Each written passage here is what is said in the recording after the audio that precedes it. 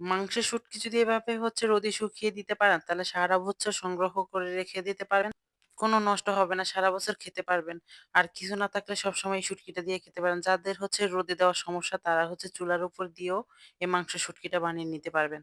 মাংসের শুটকিটা খেতে যে এত মজা, একবার না বানিয়ে খেলে বুঝতেই পারবেন না। চলুন দেখে নিই আমি কিভাবে বানাই।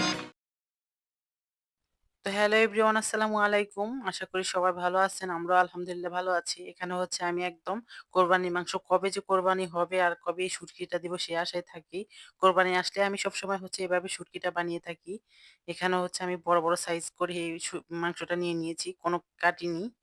কাটা লাগবে না। শুধু পিস, পিস করা মাংসগুলো বেছে নিলেই হবে। চর্বি ছাড়া, হাড় ছাড়া। এখন আমি পানি দিয়ে দিয়েছি। পানি বেশি লাগবে না। আর হলুদের গুঁড়া দিয়ে দিয়েছি। আর লবণ দেওয়া লাগবে না, কিছুই দেওয়া লাগবে না। শুধু পানি আর হলুদ দিয়ে একটু সিদ্ধ করে নিলেই হবে। হলুদের গুঁড়া না দিলেও চলে। তবে আমি কালারের জন্য একটু সিদ্ধ করে নিয়েছি। হলুদের গুঁড়া দিয়ে সিদ্ধ করেছি। আপনারা চাইলে শুধু এমনি সিদ্ধ করে নিতে পারেন। তবে কালারটা সুন্দর আসে দেখতে ভালো লাগে। এর জন্য আমি হলুদের গুঁড়া দিয়েছি। আর হলুদের গুঁড়া না দিলে কালো, কালো থাকে। এর জন্য আমি হলুদের গুঁড়াটা দিয়েছি। একদম বেশি সিদ্ধ করা যাবে না আর একদম কাঁচা থাকবে না। হালকা সিদ্ধ করতে হবে। আমি উম দেখিয়ে দিয়েছি কেমন পরিমাণে সিদ্ধ দিবেন। টিপ দিলে গলবে না। এখন আমি ছোট, ছোট সাইজ করে আমি একটু কেটে নিবো।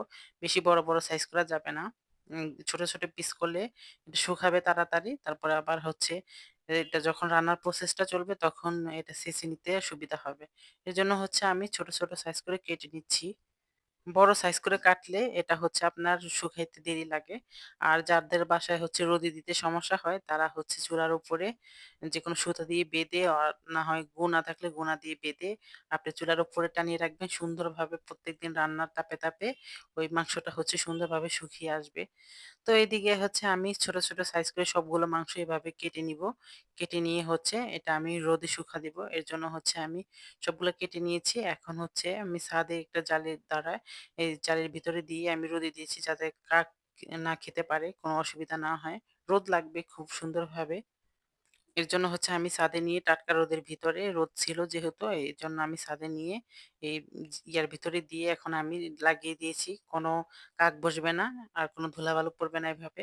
আমি এর জন্য ছাদে নিয়ে শুকা দিয়েছি। খুবই সুন্দর হয় এভাবে। আপনার কাছে এই জালি ব্যাগটা যদি না থাকে তাহলে আপনি যেকোনো গামলাতে দিয়ে রোদে দিতে পারেন। আর রোদ যদি না দিতে পারেন তাহলে চুলার উপরে দিলেও হবে। শুকিয়ে যাবে খুব সুন্দরভাবে। তো আমি কয়েকদিন টানা এভাবে শুকিয়ে নিবো। ৩-৪ দিন যে রোদ এখন ৩-৪ দিন শুকালেই কিন্তু হয়ে যাবে খুব সুন্দরভাবে। শুকানো হয়ে গেছে দেখেন একদম শুকিয়ে কেমন হয়ে গেছে। এটা রান্নার আগে ভিজিয়ে রাখতে হবে। ওইটার ভিডিও আমি আরেকটা রেসিপিতে দিয়ে দিব। এইখানে আমি ডিব্বাতে ভরে এখন আমি ফ্রিজিং করে রেখে দিব। এটা সারা বছর থাকবে। কোনো নষ্ট হবে না। কোনো কিছু পাকান ধরবে না, কিছুই হবে না। এভাবে আপনি বক্স করে রেখে দিবেন। আর সারা বছর খেতে পারবেন। কিছু না থাকলেও আপনি এই শুটকিটা দিয়ে আলু দিয়ে রান্না করবেন। এত টেস্ট হয় যা বলার বাহিরে।